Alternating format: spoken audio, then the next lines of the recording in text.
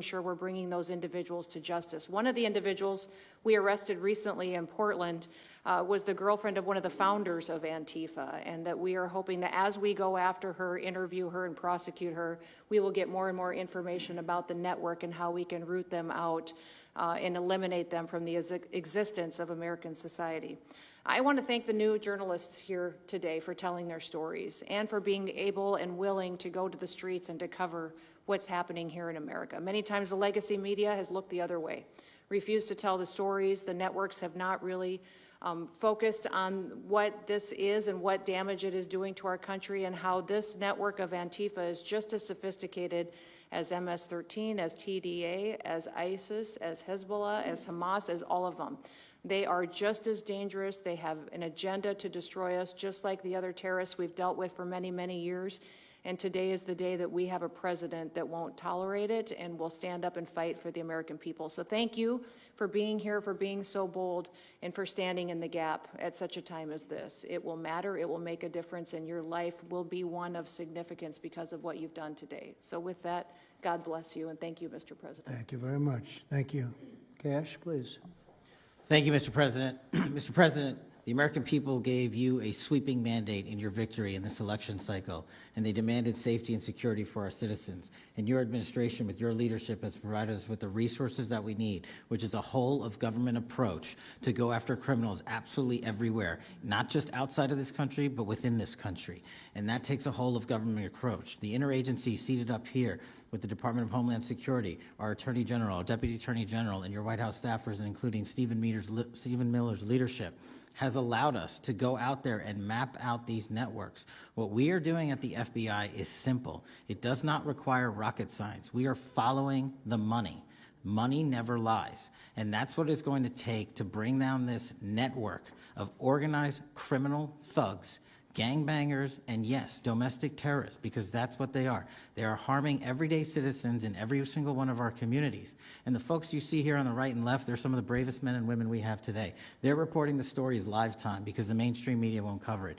They're putting their lives on the line. They're standing up for the flag. The least we can do is stand up for them. So you have my thanks. I read more of your stories than I do theirs because you guys are putting out the truth. And we deserve a country where you are protected as equally as they are. We, in this FBI, will go after with the criminals with a vengeance. We will not rest until we find every single seed, money, donor, organization, and funding mechanism that we have.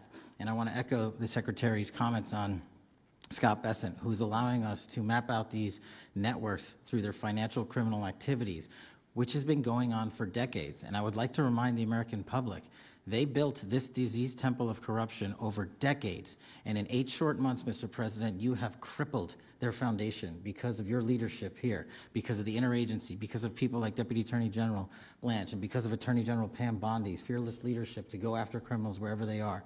They will not be able to hide. They were able to hide and conspire with prior administrations, and we are exposing their corruption from within. And we will go to every single city in this country under Operation Summer Heat and the other operations we are doing at the FBI to bring these criminals to justice. We will arrest every single one of them from whatever perch you sit in, private or public, no matter how your goal or your ambition is. It will be crushed by the Constitution because the American people deserve law and order, and that's what we're going to give you. Thank you very much, Cash. Great job. Maybe we'll start over here. Would any of you like to say something? Feel free. You can say it in front of a fine group of people, also journalists and reporters. You want to start? Sure. Go ahead. Absolutely. President Trump, members of the cabinet, really appreciate you guys bringing this together. And the fact that we are here today on such short notice shows how serious you guys are taking this issue of trans terrorists and frankly, the cities and police departments that are cooperating with Antifa, such as Portland. I mean, the Portland politicians are literally willing to sacrifice their own citizens just to appease these Antifa terrorists. It's sickening. I've seen it firsthand, obviously. When I went to jail that night, never expected it to happen. I thought that they were maybe removing me for my own safety. It never crossed my mind that I was the one that was being arrested for a crime after I was just thrown into a hole. I heard from the Department of Homeland Security after I had gotten out of jail and one of your, I won't say exactly who it was, but somebody very close to Secretary Noem over here, said that they were legitimately worried for my safety in the Portland jail. But luckily, the Portland jail was, I was the only one there, essentially, because they don't actually arrest people in Portland, besides conservative journalists, I guess. So, look, I'm glad that it was not a good night for me. Let's just say that. It was not fun sitting in that jail, but I'm glad to see what has come of it. And I've been able to talk to a bunch of FBI agents, ATF agents, DHS agents that I didn't even know existed until I went there and went to that ICE facility. And the morale is at an all-time high. It is so exciting to see these guys know now that they have the backing of the Secretary, the DOJ, as well as the President of the United States, and they are there to do their job. They are going to fulfill this mission and deport these violent criminals. I believe one of the ones that I did a ride-along with Secretary Noem yesterday, President Trump, and there was a pedophile that had come into the country 5 times over the past 7 years. 7 years, and apparently under the Biden regime that was just allowed to happen. That was fine, no problem. It's concerning to me that you're seeing the Portland Police Department, as well as the governor of Oregon and the mayor, of course, coming out and running defense for pedophiles that have entered the country illegally 5 times. It's crazy. I'm glad it's taking a front row seat in the media. And, they're being forced to talk about it in reality because, we're the ones that were on the ground. We're the ones that are actually reporting what's going on. Much of the legacy media has been either ignoring it or covering for Antifa for years now. So thank you guys so much for taking this seriously. And President Trump, you mentioned that flag. So remember, you put out a truth right after That's right. I saw that. took this flag from that man that was burning it in the street. I saw it. Do you know who he is? Oh, yeah, I know exactly who it is. So why don't you give it to Pam? Give it to the Attorney General, and let's start prosecutions. Yeah. I actually have a second flag that he tried to burn as well. So I have 2 of them from Well, the same you also guy. saw what happened when that flag started burning. Everyone went crazy. And that's when it started, when they started burning the flag. So thank you. If you could give the information, it would be great. Absolutely. And at least that horrible night made you famous. Right? You got something out of it. I got a text from the President of the United States, so I appreciate that. And President Trump, after that happened to Nick, I called Harmeet Dillon, and we opened a pattern and practice investigation into the Portland police, very publicly, as to how they let this happen. Thank you, sir. Mr. President, Brandy Cruz, you're going to hear us be very fired up today, and you can tell, and it's because some of us have been covering Antifa for 15 years and have never had anyone in a position of authority even acknowledge their existence. And I'll also tell you that I think that had you not done, the single most powerful thing you've done to deal with this scourge has been acknowledging that Antifa is a real thing. I genuinely believe there would be people at these tables who would be dead today and would have been killed in Portland had you not called them a terror organization and said we're going to bring the full weight of the federal government to bear. I talked to Katie Daviscourt in Portland the other day. She'd been assaulted all summer. And she said the same thing. They didn't seem quick to violence as soon as you made that designation. So they're thinking in their heads. They're worried. There's been 24 or so arrested in Portland. They don't want to go to federal prison. There's this video of them, one of them who was in the face of an ICE agent, and then he's in custody shaking. Once you take the mask off, they're nothing. Right. And I was told by probably a dozen people not to tell you this. I'm going to tell it to you anyway, because it's relevant to what we're talking about. I'm living proof that you can recover from TDS. I had strong Trump derangement syndrome for probably 8 years. This is one of the reasons I recovered from it. And by the way, it's much better to not have TDS. I'm happier, I'm healthier, more successful. I even think I got a little more attractive after I got rid of my Trump derangement syndrome. Yes. I'm a reporter in Seattle, and frankly, I could not care any less what any of you have to say about this meeting.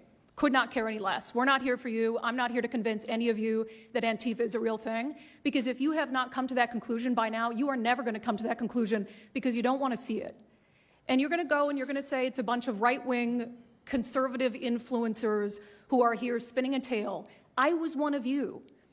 I was a mainstream reporter in Seattle for 10 years. I was a TV reporter on the streets doing my job, and I was still assaulted by Antifa. So it's not about being conservative. It's about people who go there and show what they're doing. And when I saw, after all those years, that the media wouldn't be honest about what was happening, that Democratic politicians wouldn't be honest about what was happening, I thought, well, gosh, if they're not being honest about that, maybe they're not being honest about President Trump either. And it opened my mind to just looking at things for what they were.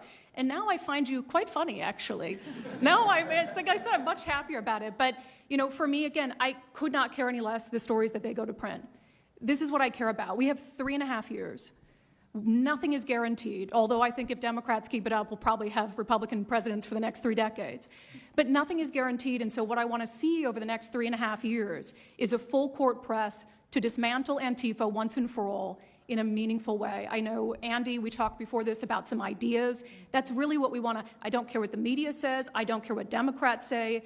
They will never wake up to this fact. So we want the federal government to take as many of these cases as possible, look at the interstate travel between Portland and Seattle when it comes to these people who are committing violent acts, and hopefully in 3.5 years, they will be a shell of their former selves. Very close to that, and it's Antifa and many others, Yes. unfortunately. There are many others, bad ones. Most have been named terrorist organizations. There are a couple that we're going to, but I think we've got it pretty well covered. But there are many others, but very specifically today it's Antifa, and it's really bad, and we're going to get it cleaned up. Andy, do you have something? Thank you very much. I'm glad you no longer have TDS. I feel very good about that. Thank you. Thank you, Mr. President and members of the Cabinet. I have a lot of gratitude, and a little bit about my background. I'm born in Portland, Oregon, from there, and growing up, it's always been left-wing, very progressive, and I liked it. It had cafes and artists and those who lived a bohemian lifestyle. And in 2016, I was a graduate student at Portland State studying political science. I was an editor at the student paper there, a very progressive paper, and I was assigned to cover the election night demonstrations. Well, the elections night protests turned to riots, 3 days of violent rioting in Portland, and it was the first time that I saw groups dressed in black with their faces covered. This was 4 years before COVID. Some of them were waving the black flag of anarchism, some the red flag of Marxism. And within seconds, they would ravage one street to another, to another, to another. And the next day, I would read the legacy media, which I still read at that time and looked forward to, and I looked up to those journalists. And I was really shocked to see that the narrative was that these, in my view, anti-democratic political violence was legitimate acts of protest because people were concerned about racism or all these other lies. And so for the next 4 years, I just continued going out with my video camera. I thought, look, people can ignore what I write because of spin, but videos can quite speak for themselves. And in 2019, it led to me nearly losing my life. I was covering another Antifa protest turned riot. At that point, had been routine in Portland, and then I was ambushed in a mob beating. And I had never been in a fight. I didn't even realize that I was being assaulted until seconds in.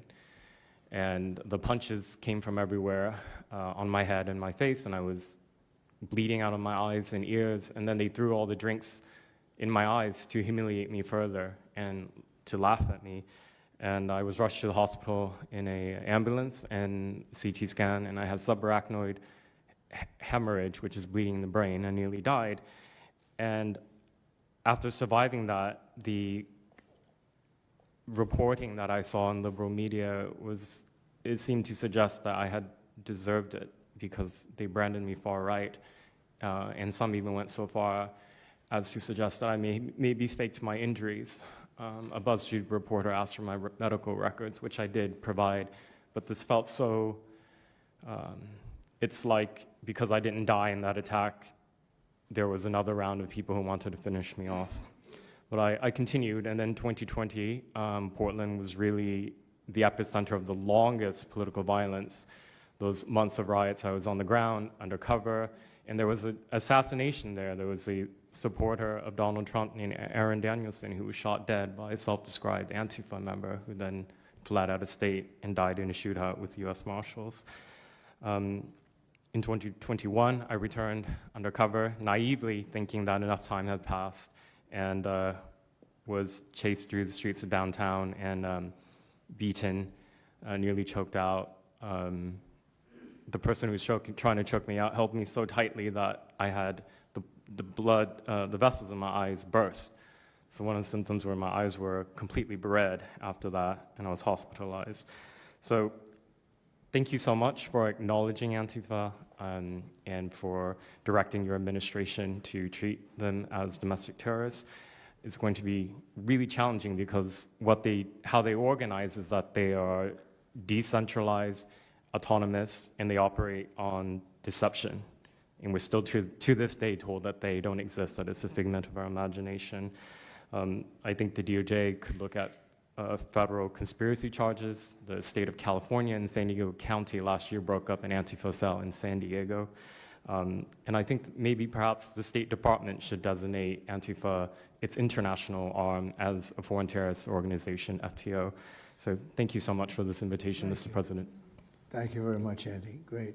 That's a rough time you had, huh? So the chokeout was almost the end, you felt? Yeah, that was my only near-death experience in my life, and I'm quite shaken when I think about it now.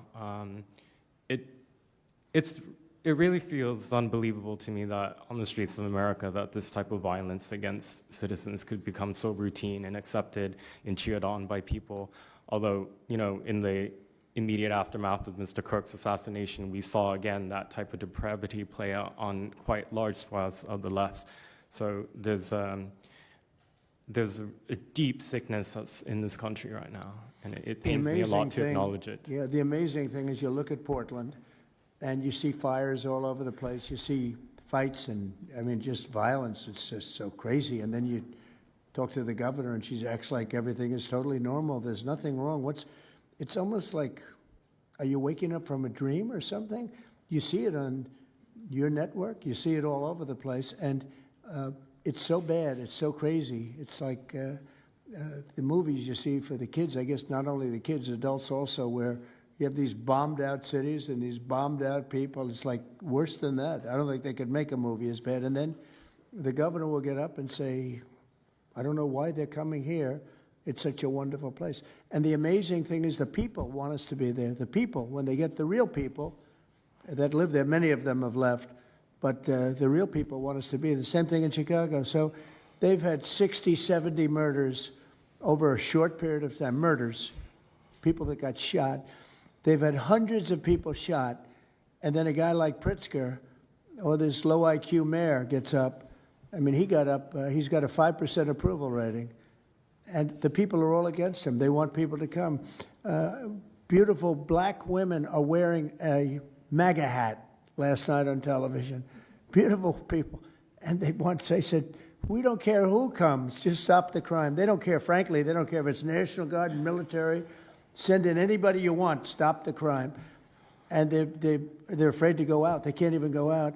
And then a guy like Pritzker, think of that, 50, 60, 70 people over a short period of time murdered, actually murdered, mostly gun violence, but knives, but gun violence, they're murdered, and hundreds of people shot. They had one weekend where they had like 18 murdered and 71 shot. But they said, you know what their excuse is? Yeah, but it was a long weekend. In other words, it was a long weekend, so that was okay. And then Pritzker gets up and he says, like, I don't know what they're talking about. We don't have crime here. They're crazy. I think actually they're petrified. You know, their families live there, everything else. I actually think they're scared. Pritzker was a failure in his family. They threw him out of the family business. Guy's a loser. But you know what? They actually, I believe they're scared. They're actually frightened for their lives. Jack, please say a few words. Mr. President, thank you so much for having us here today and holding this roundtable. Antifa is real. Antifa has been around in various iterations for almost 100 years in some instances, going back to the Weimar Republic in Germany. And it's now been just under 1 month since we saw a far leftist murder Charlie Kirk, and we saw thousands upon thousands of people, other far leftists and people in positions of authority, people like nurses and pilots and doctors and HR departments, celebrating the death and the murder of Charlie Kirk. This sickness that's out there is absolutely real. And Mr. President, thank you for mentioning the fact that one of the bullet casings read, "Hey fascist, catch" on it. One of the other bullet casings right next to that had Bella Ciao written on it. Now, Bella Ciao is a song that is known in Antifa circles as the international anthem of Antifa. And all of us around this room that have studied Antifa, we're very familiar with these symbols. And Mr. President, I think the situation is getting worse. When you look at people like Luigi Maggioni in his 20s, Thomas Matthew Crooks, of course, who took a shot at you, sir, the ICE shooter in Dallas, and now this Tyler Robinson, we're starting to see a pattern of more and more murderous violence. And this same violence is not just random. It is targeted assassinations, which are getting worse. And every single one of us in this room that goes out there, and obviously you as well, sir, and all the staff, we are now under that threat every single day. And working there at Turning Point USA, and I've spent just about the last month out there in Phoenix with Erica, with the family, with the team. And I will tell you this, Mr. President, even though going through something like that, which is an absolute nightmare, and people say, you know, what was it like to speak in front of all those people? It was horrible. Every second of it was horrible. But we're not going to quit. And Turning Point USA is continuing the tour that Charlie was on. We had 6,000 people when we went back to Utah. We had 5,000 people last night in Montana, if you can believe that. We are continuing to organize on campus. We are getting more and more people coming out in the face of this threat, knowing what happened to Charlie. But Mr. President, we need to do something about this, because I fear that the next one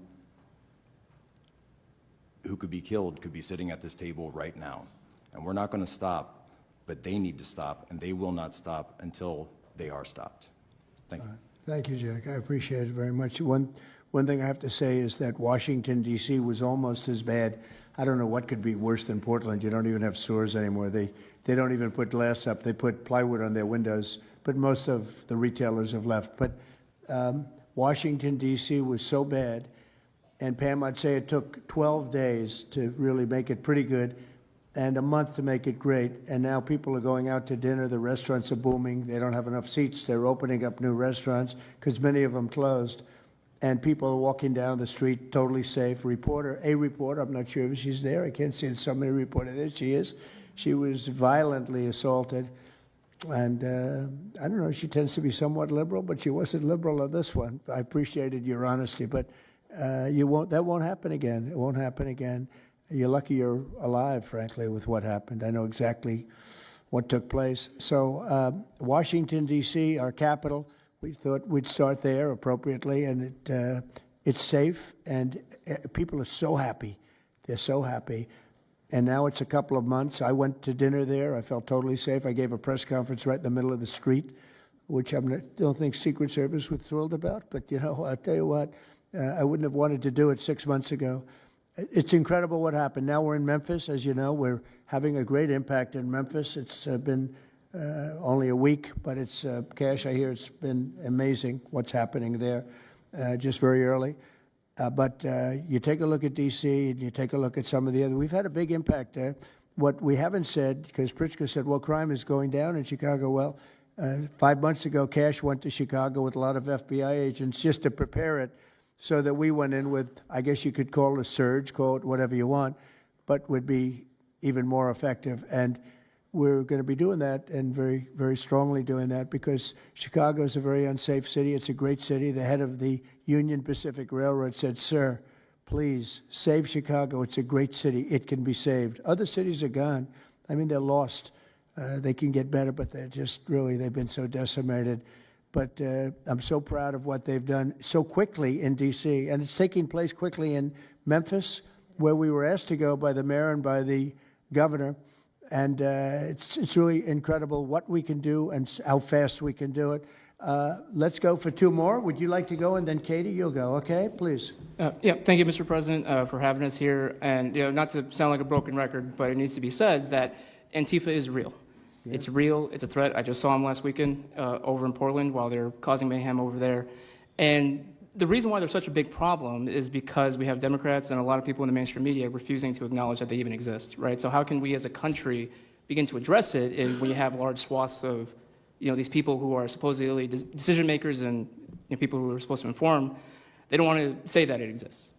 Because the common argument is like, well, they're not a real organization because there's no national leadership, they don't have a national headquarters, so how can law enforcement go after a group that doesn't exist like that? Well, law enforcement goes after criminal groups that organize to rob banks or do smash and grabs. They don't have a registered LLC, they don't have official membership cards, they don't have a business address, but law enforcement still goes after them because they're working as a group. These people don't just show up, randomly at the same time to do the same thing, dressed in a very similar fashion, espousing the same ideology. And they say, well, it's an ideology. It's like, well, yes, it's an ideology because there's people alive, present, that believe in it, and they're acting on it. And so I've been very well aware of what Antifa's been doing. I was very busy during the riots in 2020. That was probably my most exposure to them prior to this year. I've been at the ICE facility at Broadview. I'm originally from the Chicagoland area, unfortunately, but that's where I grew up around. Like I said, I was in Portland. I was covering the riots in Los Angeles as well. And probably one of the most disturbing parts about that is, in addition to Antifa being present, they were tagging the streets with CJNG, which is Cartel Jalisco Nueva Generación, which is a cartel. So you have these people who are working basically in concert with other terrorist groups to say that we're here, we're present, and we're gonna attack federal agents and people who are gonna expose what we do. And so, to be clear, political violence, sustained political violence that we're seeing in this country is not a both sides issue. I was, I was at Charlie Kirk's memorial in Glendale recently. Conservative gathering, totally peaceful. It was the most peaceful gathering that I've been at. Every other time that I've been covering violence in the streets, just this year, just this year, it's always been from left-wing people, radical left-wing people. And it's not even just Antifa anymore. The shooting that happened in, the defensive shooting that happened in the Chicago area, that wasn't someone dressed in black bloc. That was just somebody that had taken upon themselves to go out and try to interfere and ram federal vehicles. So people are becoming more and more radicalized, and it was to be expected, unfortunately. And the reason why we're in this position today is because after I was done covering the riots, I was at the border from the San Diego sector all the way down to the Rio Grande Valley sector, covering the border crisis month after month. And we all knew the solution to that. We all knew why it was happening. It's because, well, it's racist to have a border. It's like, well, actually, it's not, but okay. And so it required you to come back into office and to fix the problem, but it's no longer just a border issue. It's a nationwide issue, and that's one of the reasons why you got elected back into office, because thankfully the American people said we're not going to deal with it anymore. But unfortunately, there's a lot of people, as we've seen, who are willing to take to the streets to do violence. And that's a scary thing, because typically when I was in 2020, I was covering Minneapolis, Los Angeles, Portland, Seattle. I was over in Chaz, and that was to be expected. But now, because the issue of immigration, illegal immigration, is so widespread, riots can happen anywhere. Attacks can happen anywhere. So that's why it was weird kind of going back to my home state to cover this violence. I mean, just after the Dallas shooting, they were chanting outside Broadview, shoot ICE, shoot those, efforts, shoot those efforts. So I'll just leave that. Thank you so much again for having this. This is very dangerous. We don't work for companies that have billions of dollars. We're running and gunning often on our own. We became friends. A lot of us are friends because we would see each other all the time, and we became friends because we wanted to have someone watch our back while we're out there. Because like I said, we're just out there. And but we'll continue to do it because it's an important topic. It's an important issue. The American people deserve to know what's happening in these chaotic situations, and we're more than happy to do it. So thank you, sir. Great job. Thank you very much. Katie, please. Hi, Mr. President. It is an honor being here today, and I first wanted to start by thanking you guys for designating Antifa a terrorist group. It's exactly what this group is. It's a long time coming. I'm an investigative journalist from Seattle. I work for the Post Millennial alongside Andy No and Jack Posobiec. I have been infiltrating Antifa cells in Seattle and Portland for the past decade. I know their inner workings, and Antifa uses extreme political violence to crush the civil rights of their political enemies and believes that violence is justified by any means necessary. But today, I want to focus on what is happening in Portland at the ICE facility. I've been covering this for the past 4 months, and this is a call out to corporate media who has completely ignored this story or has falsely reported on it. This is nothing short other than a sustained attack on the United States, which is being supported by Democratic elected officials. The Portland Police Bureau has completely abandoned several blocks outside the ICE facility, giving away their jurisdiction to a terrorist group who has spent the past 4 months harassing, assaulting, and intimidating anyone they perceive to be against their cause. Not only have federal agents been relentlessly assaulted for more than 100 consecutive days, black-clad anarchist militants concealing their identities behind black facial coverings have been assaulting reporters just for trying to cover their crimes. Today, I am sitting here with a black eye and a concussion after being violently hit in the face with a metal pole while reporting outside the ICE facility just this past week. After the attack, I immediately went to three Portland police officers who refused to detain the suspect. I took the time to chase down the suspect in the streets, had her held for 35 minutes. I was waiting for Portland police to come, and they never came. Then that's what opened to my eyes to what this group is actually doing. I watched 20 Antifa militants help my assault suspect escape into an Antifa safe house that is 1 block away from the ICE facility. And this safe house is where Antifa-affiliated protesters are conducting paramilitary operations. It's where they're arresting, they're showering, they're eating to continue this occupation. I have staked out this safe house and have observed shift changes. This group is highly organized. It is being funded through mutual aid groups, and they have no plans of stopping. Residents living across the ICE facility have been held hostage by Antifa. They're begging for federal intervention. The city refuses to help, and they want you, President Trump, to come in and restore law and order. I want to stress the importance of taking this situation seriously, because when I first started reporting on this occupation, I went undercover in Black Bloc. I talked to these Antifa militants. I lasted for about a month.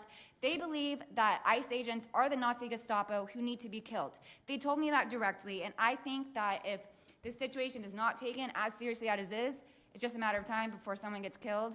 And thank you for having me. Thank you, Katie. That's pretty incredible. The only question nobody can answer is why. Why are they doing this? They're like insurrectionists. They're terrible people. But you really wonder why. Why are they doing it? What are they gaining other than they're obviously paid? They're paid a lot of money. Go ahead, please. Mr. President, if I can answer that question, the reason why they're doing it is because the same media that's sitting in this room with us has declared all of us at this table Nazis and fascists, and they've been doing this for years. This is why Antifa feels emboldened to attack us. Now, almost every single person at this table has been threatened with a steel bat. We've been assaulted, we've been harassed, we've been threatened, and that is in huge part due to the media. So my message right now is for you guys, because 2 years ago, back in 2020, by the way, I was censored for my reporting on Antifa here in Washington, D.C. You were talking about how safe it is. Now, Mr. President, it wasn't so safe back then. Back in 2020, I watched as a father was being mobbed and surrounded by Antifa members as his terrified, crying children looked on and the police here did nothing. I watched as a woman had her hair violently ripped out of her skull simply for waving an American flag on the streets of Washington, D.C. And by the way, if you guys try to go and find any of this footage, you won't find any of it because Twitter deleted all of it because our president shared my reporting and they deleted my entire account immediately after. So now, if you want to know what happened in 2020, all you're going to see is the media headlines that said that it was fiery but mostly peaceful. Thanks for that one, CNN. The reality is that it was an extremely violent period of time, and for the last 10 years, Antifa has been wreaking havoc on law-abiding and innocent American citizens, and it needs to end. Now, I'm with Turning Point USA. It's an honor to be here, Mr. President. Thank you guys so much, everybody in the administration, for giving us a seat at the table, because the media has not only been demonizing us for so long, but immediately after the brutal assassination of our founder, Charlie Kirk, our Turning Point USA chapters have seen an uptick in violence across the nation as Antifa chapters that are embedded in our universities go and target them. It's been extremely difficult to report on the ground, and for a long time I was afraid to go to Portland because I knew that the only people who would have my back, like Julio said, were one of my friends on the ground because there is no police force there. I was terrified to go because I knew if I got shot or stabbed, and I have been assaulted, I've been mobbed and robbed in Austin, Texas by Antifa, that nobody would come to help me. So my plea to the entire administration, especially to the DOJ, is every single radical left-winger who is in front of the ICE facility in Chicago, in New York, in Portland, please make sure that you use the full force of the law to come after each and every single one of them, because it is us being soft on left-wing violence that has fomented all of the terror that we have seen in this country, and it is the left wing getting away time and time again with assaulting law-abiding American citizens that has led us to this place. So truly, to the Americans that I speak to on the ground, they feel completely abandoned by their state and local government. So please step in. You have Americans begging for the National Guard, and to the media over here, please report on the truth. Please do your jobs. I'm an American citizen. Everybody at this table simply views ourselves as American citizens who have an iPhone and the will to actually tell the truth. So please take your job seriously and tell the truth to the American people. And thank you for letting me be here on behalf of Charlie to continue his legacy of cleaning up the country. Thank you, Mr. President. Thank you very much. Appreciate it.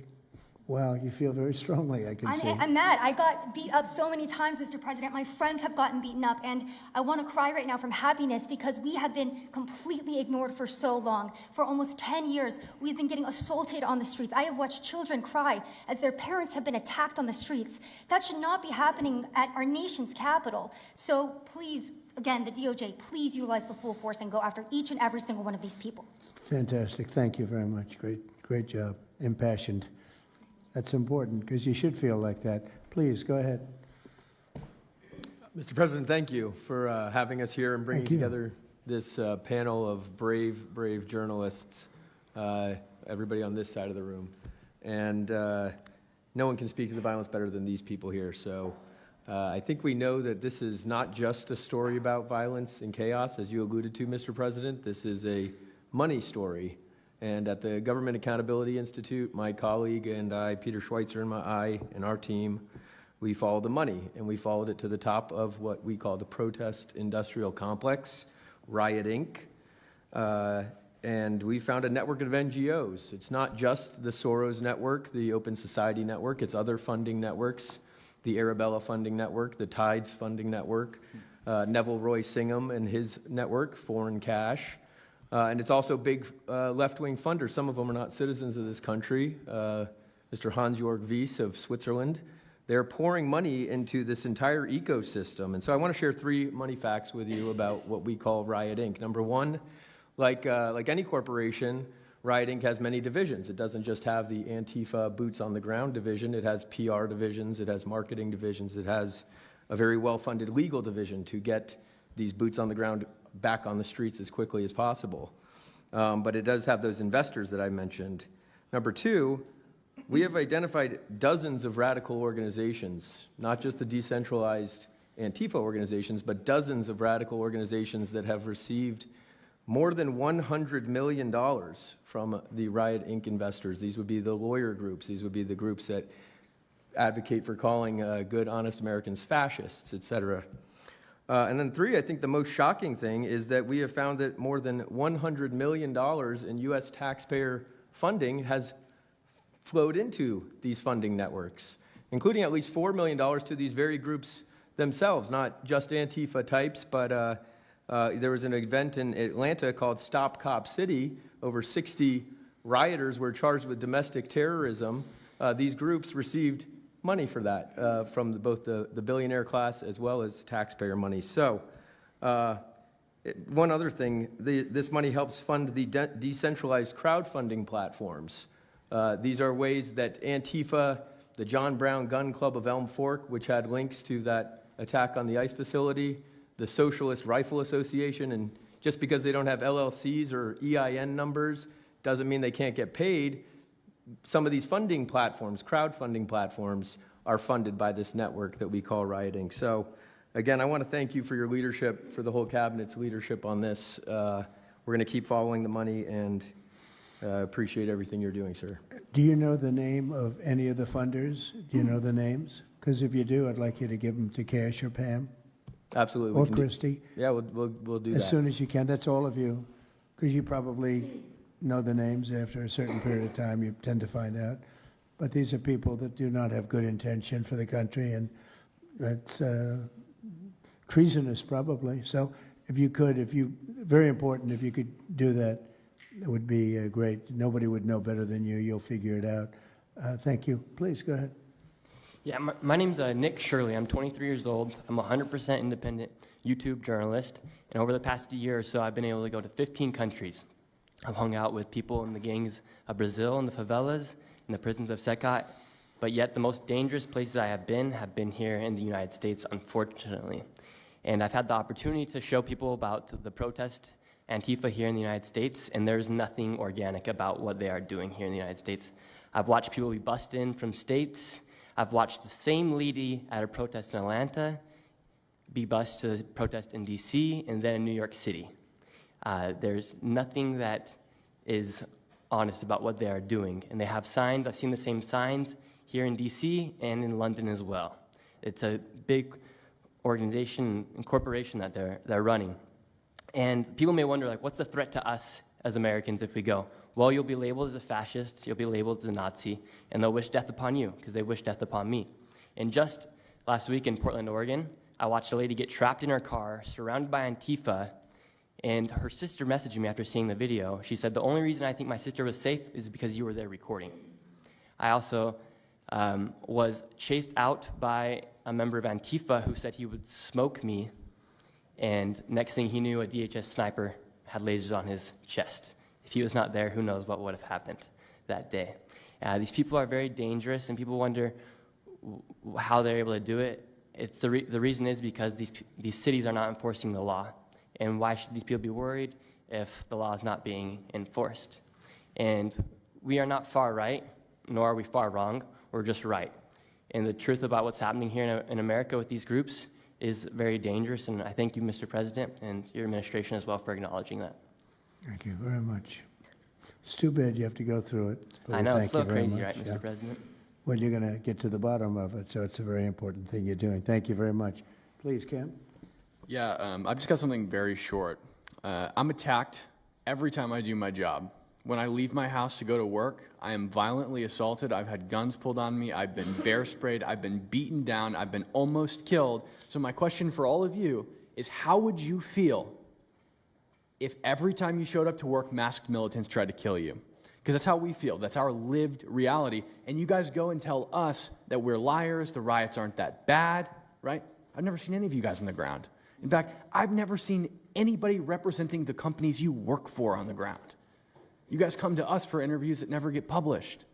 Stop saying we're lying. We're not. We risk our lives every day to do the job that you guys are too afraid to do. What network would you say is the worst, if I could ask? Oh, man, yeah, that's a real tight spot. Honestly, it's a simple question. Well, there's a lot of people in this pool, and I would say I'm not talking about Fox. I'm not talking about Newsmax or any outlet that resembles them, so I'll let you guys put the pieces together on who I'm exactly talking about. Who would you say? Which network? MSNBC, for sure. Oh, they're terrible. I agree. They're CNN, probably close, yeah. Yeah, I'd rate it that way, yeah. MSNBC, that's Brian Roberts. Yeah. That he allows that to happen is a disgrace. Absolutely. And CNN is second. Yeah, second. I would say CNN is not quite as bad as MS. MSNBC is not really a news site anymore. Oh, MSNBC is sick. Yeah. They're sick. Well, sir, it's also else? just the stories that they publish about what's the ICE enforcement operations that are so heavily slanted that it's no longer, as I was saying, no longer just Antifa, but Americans that are becoming radicalized. So they've been very irresponsible with how they've been reporting Who on is it. MSNBC, for example, they're Would you rate them the worst? probably. And who ran would a you story, rate second? Well, they ran a story about an operation in Southern California about how a father of 3 Marines was arrested, and they made it seem like they just did it because he's brown. But there's video of that same man charging at the agents with a weed whacker. Now, I've worked with weed whackers back in the day, and you don't want to be on the receiving end of one of those. So that's why he was arrested, but the story was presented as if it's a brown guy just simply being arrested. And I've been around ICE agents, and, I'm a citizen, so, I feel fine. But it's just, that's why. It's not just Antifa. It's not happening in a vacuum. It's multiple it's working factors. in conjunction. I think they work in conjunction with some of the media. I think ABC is very bad. I think NBC is very bad. And CBS has a new owner, so we have hope for CBS. CBS has a great new owner, my opinion. But I will tell you, ABC is terrible. NBC is terrible. NBC's MSNBC too. They changed it. They moved it over legally so they couldn't be tainted by the words MSNBC, but they are absolutely terrible. There are a lot of them. What about independents? Independent networks. They're a little bit better, but I would say that we're an example of how you don't need to be part of a super large company to be able to do just basic journalism. All you got to do is sit and record, and you'll let the story play out. And that's why they hate us. That's why Antifa targets us. A level of dishonesty that's incredible, where answers are changed. Like just before the election, an answer was changed by Kamala. She gave a horrible, death-defying, election-defying answer. And they took the answer out and they replaced it with another answer that she gave 5 minutes later, having to do with a different subject, but at least it wasn't election-defying. No, the level of dishonesty with the media is incredible, whether it's on Antifa or many of the other groups. You're talking about Antifa, and I know that's close to your heart because that's the one that's most affecting you. But there are others that are as bad or almost as bad as Antifa, having to do with different people, different sections of the world, but it's terrible. We're not going to let it go on in this country. We're not going to let it go on.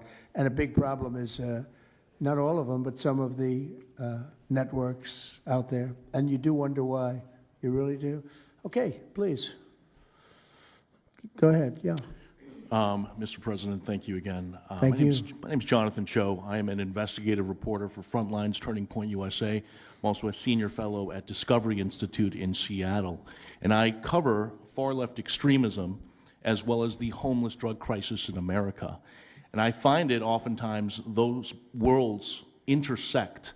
And hot off the presses, what I wanted to bring to your attention today is a report from a Capital Research Center here in D.C. in conjunction with Discovery Institute. They just put out this study right now, and what it shows is that Antifa is heavily embedded in the homeless and housing nonprofit sector. In many cases, the homeless industrial complex is running cover for Antifa. Antifa is benefiting from American tax dollars, and they're essentially being used as the muscle. Let me give you an example. There's a group called Stop the Sweeps in many U.S. cities right now. They get in front of encampment sweeps. What they're doing quietly is they're bringing in Antifa militants to manufacture a crisis to make the police look bad. Another group right now that is behind Antifa and working with Antifa very closely, based on the research that we have right now that we're going to give to you and your team, are the Democratic Socialists of America, also known as DSA. Again, these far-left progressive groups tend to be aligning themselves with Antifa. So finally, in closing, what I wanted to thank you again, Mr. President, is that a few months ago, earlier this year, you put out an executive order on homelessness and the drug addiction crisis in America, and that's sent the entire homeless industrial complex on the run. You have absolutely moved the needle and changed the game. But what's also come out, again, is that there is a connection, a deeply embedded connection with the homeless housing nonprofit game in America, connected to Antifa and the far-left activists. And finally, I just wanted to say that all of our resources at Turning Point USA and Discovery Institute are at your disposal, and we will continue again to carry on the legacy of Charlie Kirk. He would have wanted us to pursue and chase the story. Well, he was a good friend of mine, as you know, and he helped us get elected. Us, it really is us. It's even some of them, but not too many of them, not enough of them. And did you notice when we mentioned CNN and MSDNC, the cameras went off. 2 of the cameras immediately went off, but they're not going to cover it anyway. The problem we have is that this is a very important meeting, but you'll see very little press about it. These are major statements being made by major people, including the people right here, and you're not going to see too much about it. They don't like to cover this kind of thing. So it's very dishonest what's going on there. I think the press is a big factor. Please, go ahead. Thank you, James. Mr. President, thank you so much for having us all here to bring attention to this matter. You did mention MSDNC, CNN, a handful of those other outlets that have been lying about, various things, but especially what ICE, the brave men and women over at ICE have been doing.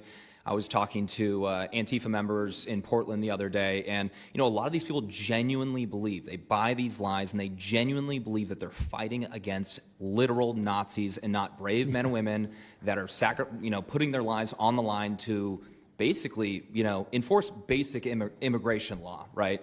That everyone seemed to agree with up until maybe a few years ago, a handful of years ago. So once again, thank you so much for having me. My name is James Klug. While my primary job is traveling around the country, having conversations with Americans about various political topics and issues, I have had a lot of run-ins with Antifa over the last 5 years. And I do think that Antifa is a primary reason why many conservatives are afraid to go out and protest and make their voices heard and maybe bring friends and family to a demonstration and exercise their First Amendment right, because they are literally deathly afraid. And I talk to these people all the time.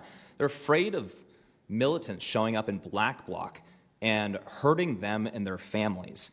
And, I've personally witnessed Antifa assaulting hundreds of police officers. I've witnessed them firebombing police departments and federal property. I've witnessed them making death threats against federal agents, police officers, journalists. I think I've witnessed every single person here, maybe not personally, but I've seen them get, hunted down and attacked.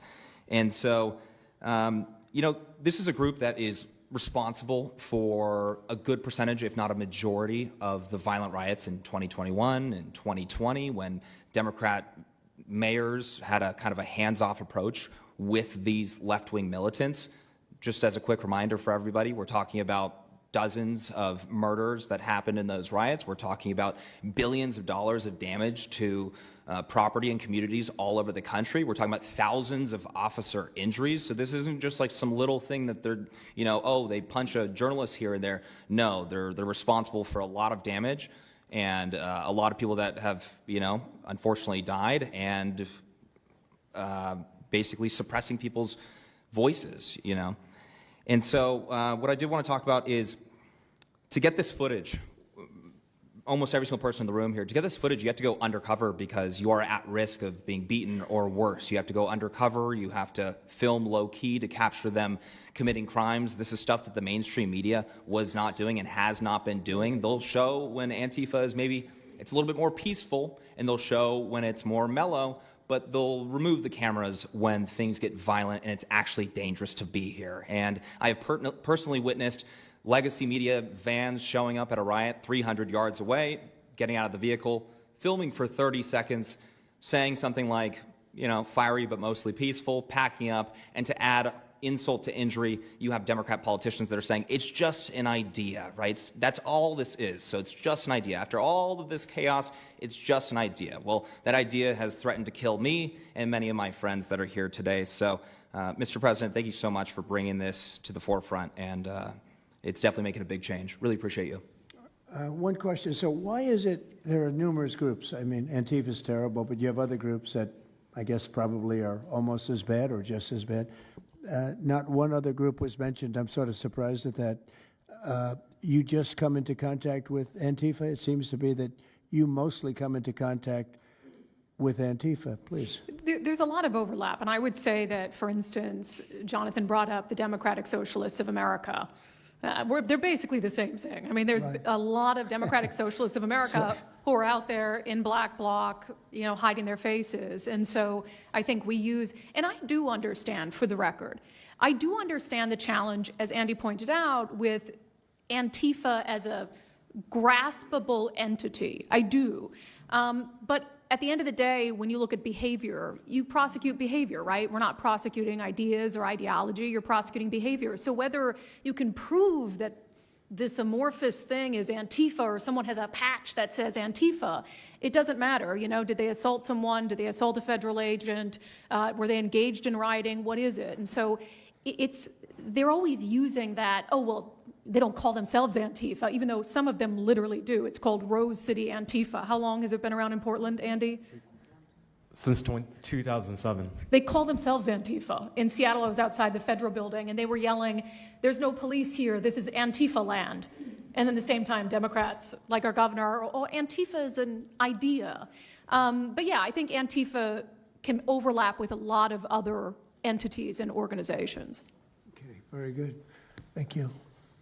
You know, President Trump, I just wanted to add this real quick, because you were asking which mainstream media outlet is the worst. What I think, it's any of them that decided to call Kilmar Abrego Garcia Maryland Dad. Because when I'm out there on the street talking to these people, you know, they call Maryland Dad is this human, he's actually a human trafficking MS-13 gang member that's illegally in the country. But the amount of people on the street that I spoke with that thought that he was a U.S. citizen that was being deported to Uganda is dangerous. These people genuinely believe, based on what comes out of the garbage standing over here, that you guys are deporting U.S. citizens. So that's what's causing all these when problems. you have a governor like Pritzker in Chicago, where you have Illinois, which is in a lot of trouble, Chicago's there, you know, potentially a great city again. It's not great now, but it could be great again. That's why we have to get there soon, because eventually you can't do that. What makes a man like that say that things are wonderful? Why doesn't he say, we love that President Trump is going to come and help us clean up Chicago and make it safe again, as opposed to fighting us and pretending that there weren't 50 murders and 200 shootings and all of that? Why is that? Go ahead, Nick. To spite you. To spite the administration. That's simply what it's about at this point. Because, you know, if you go and talk to some of these citizens, like I'll use Portland as an example again, because I've been there for so long now. You talk to the neighbors that live in the apartments next door to the ICE facility. There are veterans with PTSD that live there, and they're here all night long, screaming, fireworks being lit off by these rioters, children crying because they, you know, can't sleep at night and they're scared of all the noise outside, and they can't leave. They can't. I mean, they got a lease. You can't just leave. These people aren't wealthy individuals, and that's one of the major problems here. And these people are afraid to come out and speak out, and they're getting no help from their government at all. They've been begging for the noise ordinance to be enforced outside of their apartment complex for months now, and the city of Portland has ignored them every single time. The victims are, as I said, they're afraid, but the governments aren't doing anything because they want to spite the administration. It's all political. And the politicians make you feel like you're foolish, like there's something wrong. Like, how could President Trump be saying that about Chicago? And yet the night before you see that, you know, 11 people were shot, 5 people died, and you have him talking about like it's a wonderful situation. They make you feel guilty. And a lot of people don't get over that. They just don't get over it. I think they convince the people. Do wealthy people leave too or not? Places like Portland, are the wealthy people leaving? People that can leave, are they leaving? I think that they're moving to the areas that have been gentrified. I mean, the Oregon governor, when she was saying, we don't need Trump here, she's walking around. It's a very tight shot, if you notice that. And she said, Portland's just fine. You know, look at me. And they'll focus on the couple areas of Portland that are very nice. Well, she was saying that, and there were explosions in the background. Yeah. I mean, there was a reason they cropped it in. Explosions in the background. Sure. Anybody have anything else to say over here?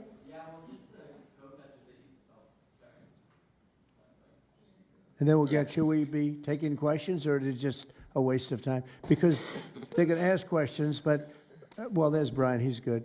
But you know what? In a way, it's a waste of time, because if you give a great answer, they don't put it on. If you give a horrendous answer, or even if you give a great answer, they make it sound like it's not a great answer. They're very dishonest. Go ahead, Nick. Yeah, and I think part of that dishonesty comes from what they see. For instance, I've never been asked to go on any other show besides Fox News. My clips go viral everywhere, but they've never even asked, like CNN's never asked, MSNBC's never asked. And a lot of times when I go to hotels, I'll stay and I'll watch like MSNBC. Fortunately, their ratings are terrible. They are terrible. MSNBC is dying, and CNN is dying like a dog.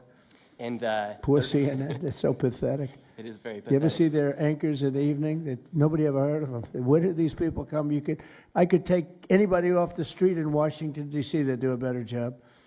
Yeah, and it's not amazing. hard to show what's going on these days. You literally have an iPhone and you can post it on X. They don't believe in the star system, you know. It's just one of those things, right? Okay, Nick, you finished, Nick? Yeah, Are thank you you very finished, much. Nick? Good Can I- job. Thank you very much. Well, you've been through hell, I tell you that, but you're really incredible patriots, incredible people. Go ahead, please, Brian. Brian, go ahead.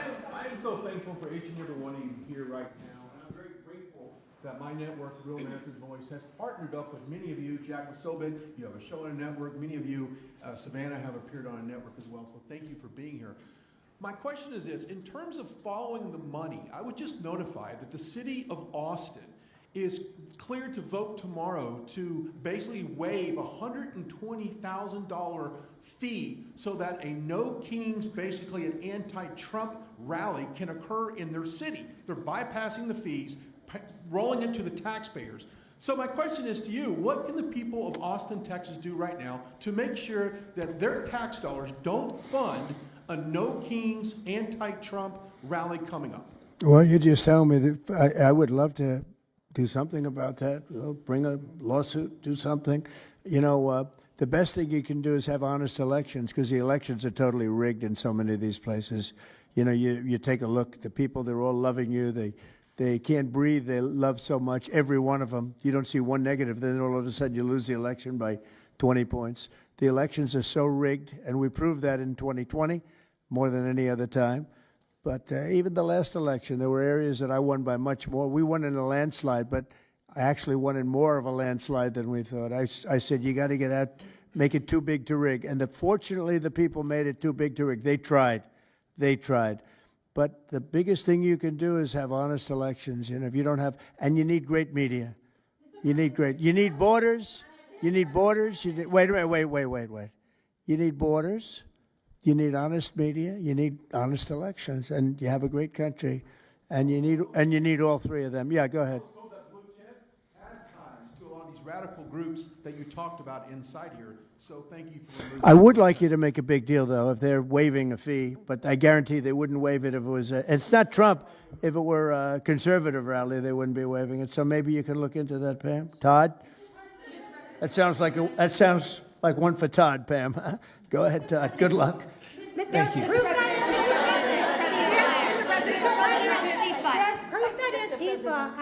Who are you with? Who are you? I am with What network? I'm with Al Arabiya. It's an Arabic network based in Riyadh in Saudi Arabia.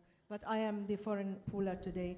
Mr. President, you said that you might go to the Middle East on Sunday. Do you mean Egypt and Israel? And would you consider going to Gaza to see what things I on would, the yeah, ground? I would. I might do that. I may do that. We haven't decided exactly. I'll be going to Egypt most likely.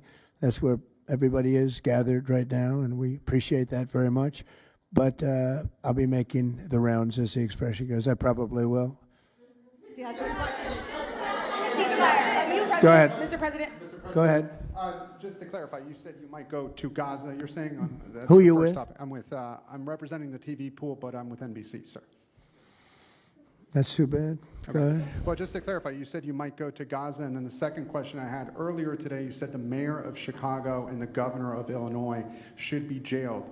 Have you asked the Justice Department to look at possible charges? No, I've seen the law, and when you have a group of people where the police call off the safety for ICE officials, I've understood that, and I've read it today in numerous journals, that that's illegal. What they did is I guess it was ICE, Christie, right? They were under threat, and the police were helping beautifully, and it was fine. And then all of a sudden, a woman was on the line saying, "Everybody, move back, get out, get out." And they were given an order by the second person in the police department, and the governor knew about it, the mayor knew about it. I understand that's a criminal offense. Do you want to comment on that, Christie? Yes, sir, we're seeing that kind of pattern happen with local law enforcement and state law enforcement, not just in Illinois, but also out in Oregon, too. In fact, in Portland, I was there yesterday, but some of the ICE officers were telling me that as they drove by the rioters that were saying, kill ICE agents, Molotov cocktails, melt ICE, that the Portland police were cheering them on and had their fists in the air cheering on the rioters that were threatening their lives. So in Chicago, we had a 10-car caravan trail our ICE officials and pin them down. And those ICE officials, to get out of their vehicles, a woman tried to ram them and run them over, and shots were fired to get them to safety. So it's happening on a regular basis, and any elected official that allows this to happen and gives cover to those kind of individuals who are perpetuating murder should absolutely be prosecuted, in my opinion. Mr. President, Daniel. And by the way, we have Marco Rubio. Marco, come on up here, please. He's going to bring a little stability to this group. Come on up. Does everybody know Marco Rubio? Is there anybody that doesn't? Some of the reporters don't. That's why they shouldn't be reporters. Which job is he here for today, Come sir? on up here, Marco. Anything we should know about the Middle East? That's what we're hoping to talk to you about here, Mr. President. He's doing a good job. He was born for this job, I can tell you. Daniel, please. Mr. President, thank you very much. I have 2 questions for you, if that's okay. Seamus talked a little bit about the money aspect of this.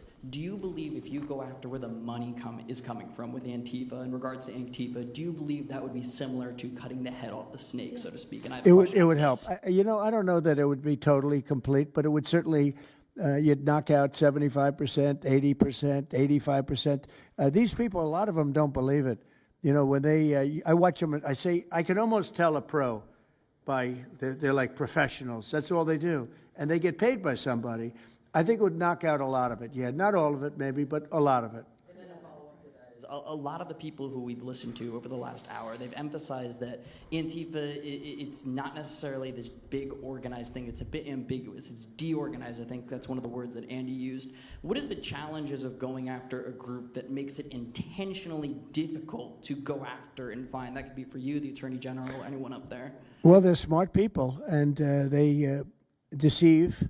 A lot of them are crooked people. A lot of them have been staying out of trouble their whole lives, and they've been bad from the day they were born, frankly. But these are sick people. Pam, go ahead, please. Well, they're smart, but they're not smart enough.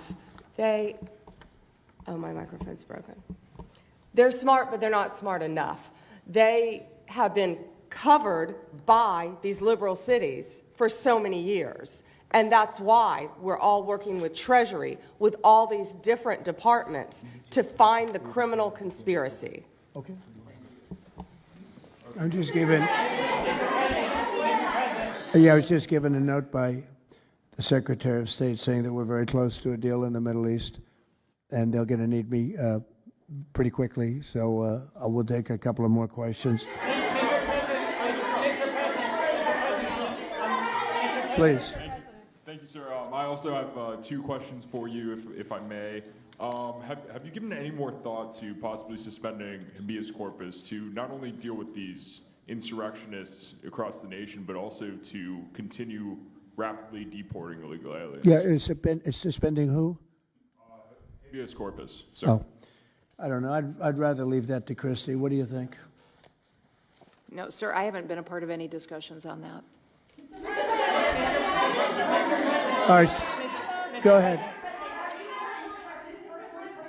In the ceasefire This is CNN speaking, by the way. So, Are you this is one of the worst reporters that you'll ever see. I don't even want to take a question. It's a waste of time. Go ahead. Mr. President, how will you decide which workers get back pay and which workers do not? Well, we're going to see. Most of them are going to get back pay, and we're going to try and make sure of that. But some of them are being hurt very badly by the Democrats, and they therefore won't qualify.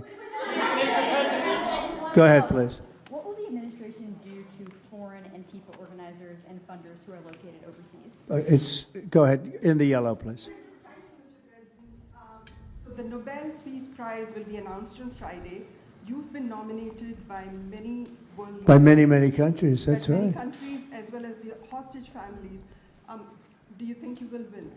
I have no idea. I mean, look, I did settle. Marco would tell you we settled 7 wars. We're close to settling an 8th. And I think we'll end up settling the Russia situation, which is horrible. 7,000 people died last week, by the way, in Russia, between Russia and Ukraine. I think we'll settle that. So I don't think anybody in history has settled that many, but perhaps they'll find a reason not to give it to me, you know? Perhaps they will.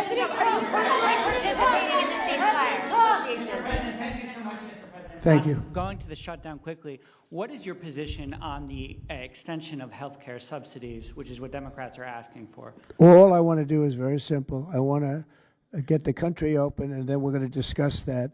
And we'd like to, Obamacare is a horrible mess, and it has been from the beginning.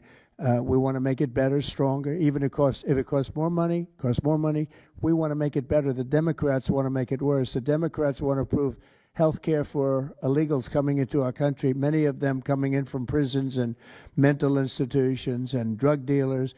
They want to give them health care. We don't want that for our people because that's going to destroy the health care that we already have. We'd like to make Obamacare better for people, less expensive and better health care. Yes, ma'am. Mr. President. I'm wondering if you've been briefed on the organization and funding of Antifa, and if so, what have you learned? I have been, and they have pretty good knowledge, but they're going to have a very good knowledge. And I really ask these very brave patriots that we're surrounded with today to let us know, because I think you probably have some pretty good ideas. And even if you're not sure, let us know and we'll figure it out, okay? If you could do that.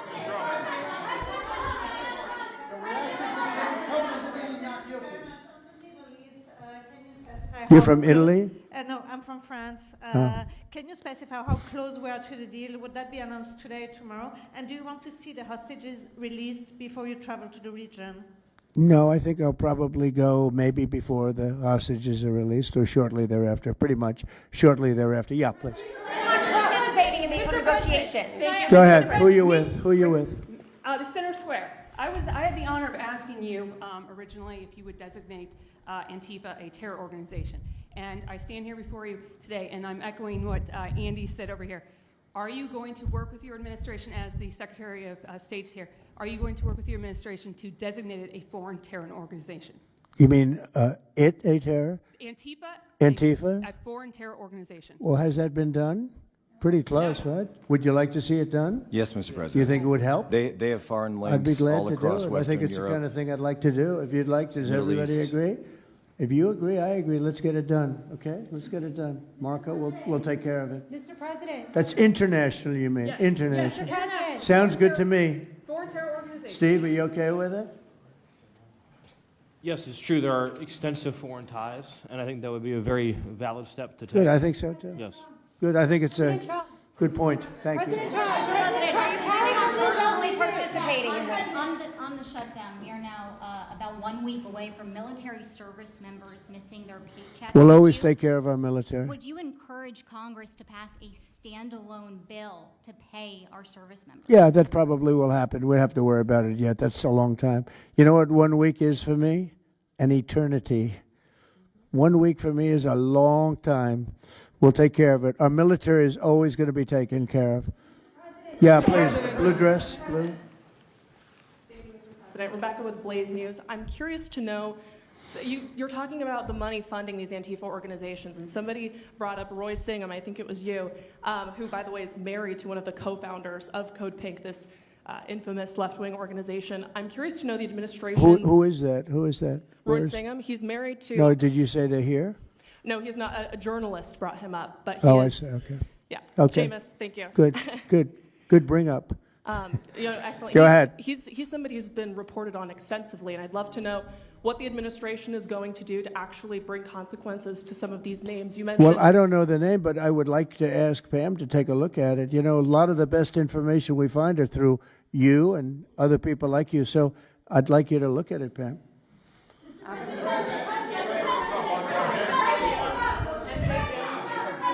In the back, please.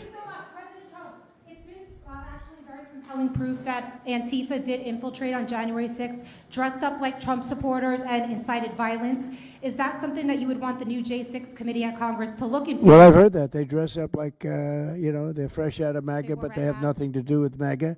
And they make trouble and they try and blame it. And yeah, we know some of that and we will be acting on some of that. We've seen it. So I think you could stay a little longer, but you know, the problem is, although you have some very honest journalists in here, you also have some largely dishonest journalists like MSDNC and CNN.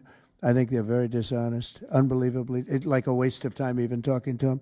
But I have to go now to try and solve some problems in the Middle East, although I'm very well represented by our Secretary of State. He could probably do an even better job than me. But who knows? We don't want to take any chances. So we're going to go and do that. If you'd like, Pam, would you like to stay for another 5 minutes, 10 minutes while we have all these great people? And I'll let Pam and Christy take over and get some good points out. I just want to thank the people around the table in particular. You've been amazing. You've been brave. You're real patriots. You're real patriots. And at some point, we're going to have to look into, at least in certain cases, rewarding you with some very important medals and honors, okay, as we have done and will be doing with Charlie Kirk. You know, Charlie is getting the Presidential Medal of Freedom, which is our highest award outside of the Congressional Medal of Honor. And I think they're sort of even. One's civilian and one's military. But unfortunately, the civilian sometimes is military also because of what we have to go through on the streets of this country. I can only tell you this. We have a great nation. We have a nation that's right now the hottest in the entire world. We're the hottest nation in the world, despite all of the things we've been saying today. But that's going to make your job easier because nobody's doing better than we are financially. We've never done better. We've had, I think, 58 stock market increases since I've been top, meaning record increases. We have never seen anything like it, and we're going to keep it going. That makes it a little bit easier for what we're doing. I guess maybe it also makes some people crazy because they don't want to see us do well. But we're the hottest nation anywhere in the world, and we were a dead nation 1 year ago. I say it all the time. We were a dead nation. Now we're the hottest nation in the world, and that's said to by every leader. One of the reasons that we have every country already signed up or just about to sign, every country in the world on this whole mess we have going over with Hamas in the Middle East and all of the things you see, is they respect our nation. A year ago, you wouldn't have been able to get it. You certainly couldn't have gotten it with Biden. You didn't know where the hell he was. But a year ago, you wouldn't have been able to have a situation like this. So I just want to thank the people around this table and certainly the officials around the table because they've been incredible. They've been brave. And I watched yesterday, Pam, and I watched a little bit. I thought it was so good. I rounded up and I watched it late in the evening because I thought you were fantastic yesterday. You really, look, you had some wonderful senators, some great politicians asking you very fair questions, and you had some real slime balls. But I thought you were amazing, so thank you very much. And Christy, thanks for the great job. Cash, thanks for the great job. Always my man back down there. He's the silent type, but he's a hell of a lawyer. Thank you all. We're going to get peace in the Middle East. That's what we want to do. Thank you very much, everybody. Thank you very much. I was just dealing with people from the Middle East, Arab people and other people on the potential peace deal for the Middle East. Peace for the Middle East, it's a beautiful phrase, and we hope it's going to come true, but it's very close. And they're doing very well. We have a great team over there, great negotiators, and there are unfortunately great negotiators on the other side also. But it's something I think that will happen, got a good chance of happening. I may go there sometime toward the end of the week, maybe on Sunday, actually, and we'll see. But there's a very good chance that negotiations are going along very well. We're dealing with Hamas and many of the countries. As you know, we have all of the Muslim countries are included. All of the Arab countries are included. Very rich countries and some that are not so rich, but just about everybody's included. It's never happened before. Nothing like that's happened before. And our final negotiation, as you know, is with Hamas. And it seems to be going well. So we'll let you know. If that's the case, we'll be leaving probably on Sunday, maybe Saturday, maybe a little later than Saturday evening. But that seems to be our schedule.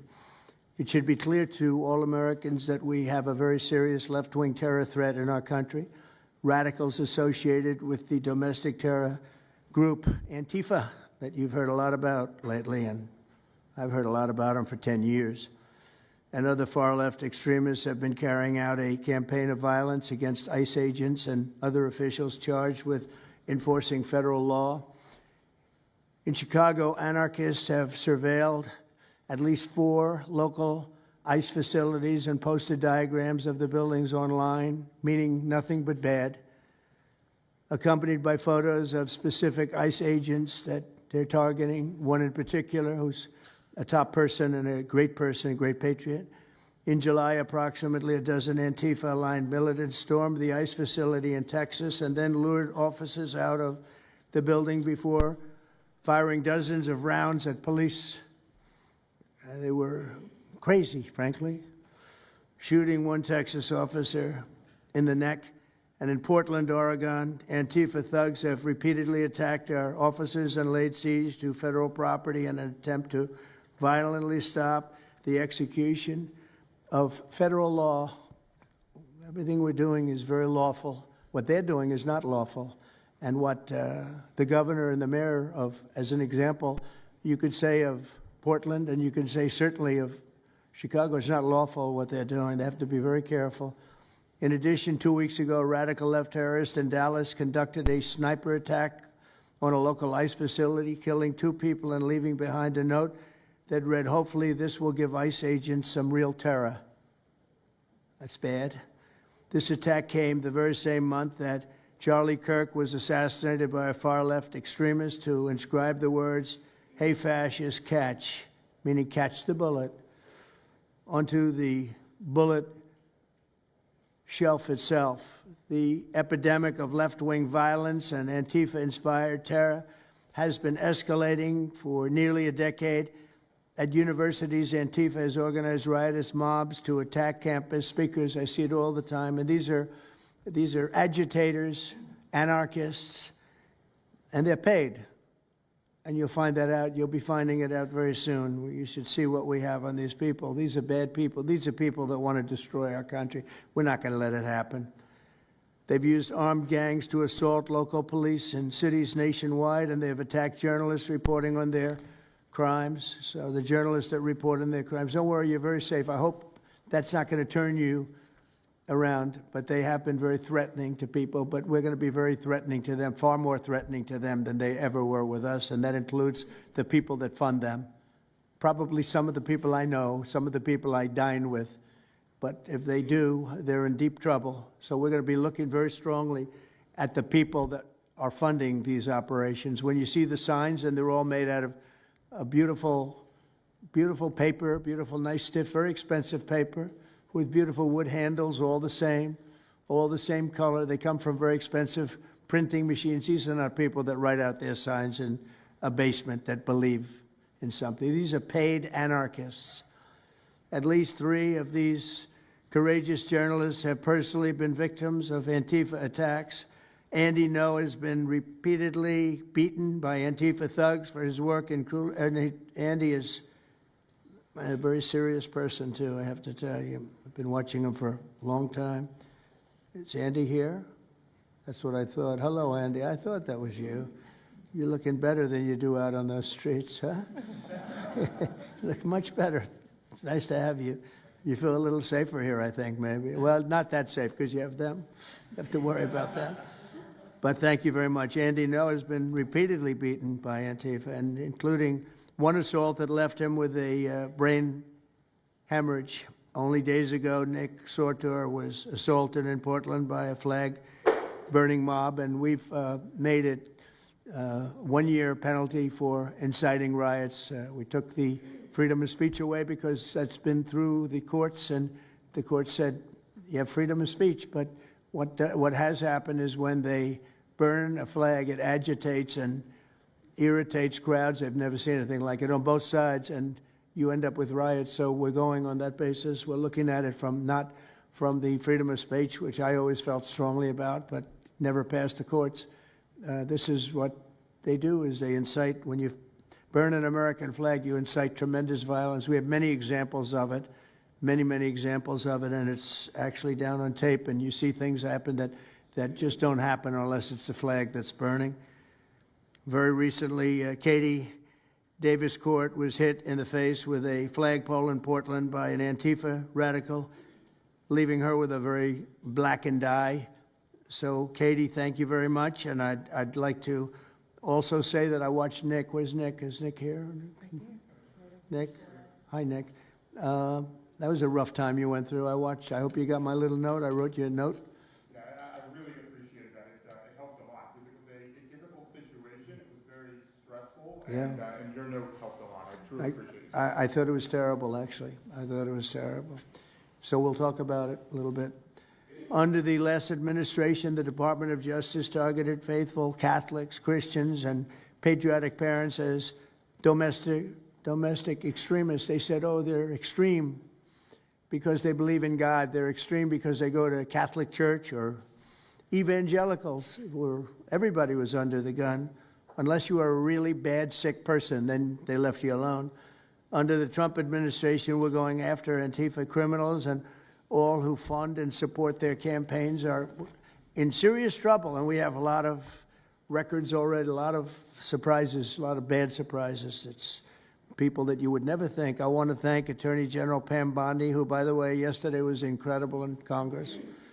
It was amazing, and she just did it from the heart and the brain, because she's very smart, in all fairness. But she did it from the heart, and she did it an incredible. Everybody was talking about it. She exposed some of these fake senators, these terrible senators, people like Blumenthal that had a phony war record. For 20 years, he talked about it, what a hero he was, and it turned out he never went to Vietnam. For 20 years, he talked about being a hero in Vietnam. Then it was exposed when he said what platoon he was with, and it was exposed that somebody was watching from that particular platoon. They said he was never with us. And then he went out and he cried, and he was ready to drop out of the election. And disgraceful. And then he looks at people like Pam and he starts criticizing her, and she's a patriot. And they ought to do something with that. You know, we have a young congressman that's right now in jail for lying about where he went to college and other things. It was, you know, frankly not good. It was pretty bad. But it was nothing compared to Blumenthal. I mean, what Blumenthal did, he was for 20 years a hero, a great war hero. And then he sits back and, you know, sanctimonious kind of a guy, looks down, how dare you do this to the American public, you know? What a fake.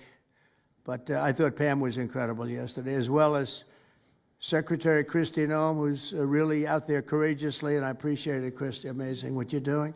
FBI Director Kash Patel, who's really coming up with some great information, Kash. It's great. Keep it coming, because there's plenty of it. Deputy Attorney General, one of the best lawyers you'll ever find, Todd Blanche, who I know personally is a good lawyer because I'm here. Thank you very much, Todd. Good job, Todd. Let me ask Attorney General Bondi to say a few words, and then we'll follow it up with Secretary Noem and Director Patel. And we're going to have some of the people around the table, very courageous people, and they're going to be talking, journalists, almost all, and they're going to be talking, and we'll take some questions from the press at the end. Okay, Pam, please. Thank you, President Trump. And as you made clear, Antifa is a domestic left-wing terrorist organization. We've seen them on video for years because they wanted to be seen and they got away with it. They beat journalists, they attack courthouses, they attack police stations, they dox and assault our law enforcement officers. The Biden administration let them commit these crimes with total impunity for years. So did Democrat leaders like Pritzker and Mayor Brandon Johnson. Last week, independent journalist Nick Sorter was arrested just